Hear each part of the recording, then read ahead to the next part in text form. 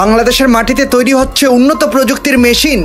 কৃষি থেকে শুরু করে জাহাজ থেকে শুরু করে বড় বড় বিশাল আকারের শিল্প কারখানার বিভিন্ন যন্ত্রপাতি বাংলাদেশের মাটিতে তৈরি হচ্ছে। মেড ইন বাংলাদেশি যন্ত্রপাতির চমক দেখলো বিশ্ব। আসসালামু আলাইকুম দর্শক, আশা করি সবাই ভালো আছেন। আজকে একটি গুরুত্বপূর্ণ প্রতিবেদন নিয়ে আপনাদের সামনে হাজির হলাম। আজকের এই প্রতিবেদনে আমরা আলোচনা করব বাংলাদেশের প্রকৌশল শিল্প বা ইঞ্জিনিয়ার ইন্ডাস্ট্রি সম্পর্কে, যেখানে বড় বড় ইন্ডাস্ট্রি বাংলাদেশের মাটিতে উন্নত প্রযুক্তির যন্ত্রপাতি তৈরি করছে। চলুন দর্শক, এই ব্যাপারে বিস্তারিত আলোচনা শুরু করা যাক। দর্শক, একটা সময় ছিল বাংলাদেশ শুধু নিজেদের মাটিতে পোশাক তৈরি করত, কিন্তু সময় বদলে গেছে।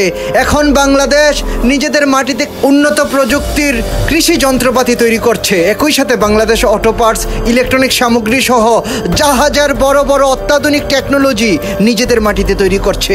আপনি জানেন কি, বাংলাদেশের মাটিতে রয়েছে প্রায় 50,000-এর বেশি ক্ষুদ্র থেকে মাঝারি কারখানা, যেখানে মেড ইন বাংলাদেশি উন্নত এইসব প্রযুক্তি তৈরি হচ্ছে। দর্শক, আপনি জেনে অত্যন্ত খুশি হবেন, বাংলাদেশের এই ক্ষুদ্র থেকে মাঝারি আকার সহ বড় বড় যন্ত্রাংশ তৈরির ইন্ডাস্ট্রি প্রায় 3 বিলিয়ন মার্কিন ডলার ছাড়িয়ে গেছে।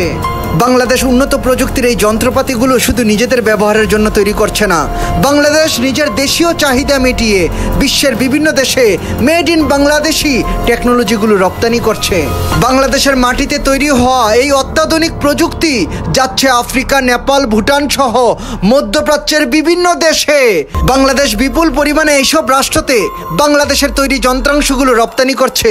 শুধু এইসব রাষ্ট্র নয়, বাংলাদেশ ইউরোপের বেশ কিছু দেশে বাংলাদেশের তৈরি যন্ত্রাংশ রপ্তানি করেছে।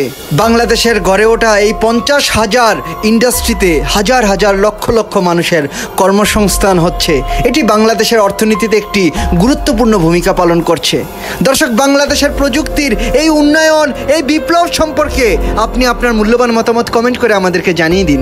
এরকম আরও ভালো ভিডিও নিয়মিত পেতে আমাদের চ্যানেলটি সাবস্ক্রাইব করুন। ভিডিওটি ভালো লাগলে লাইক করুন এবং আপনার পছন্দের মানুষের সাথে ভিডিওটি শেয়ার করুন। আজকের মতো এতটুকুই থাক। আল্লাহ হাফেজ।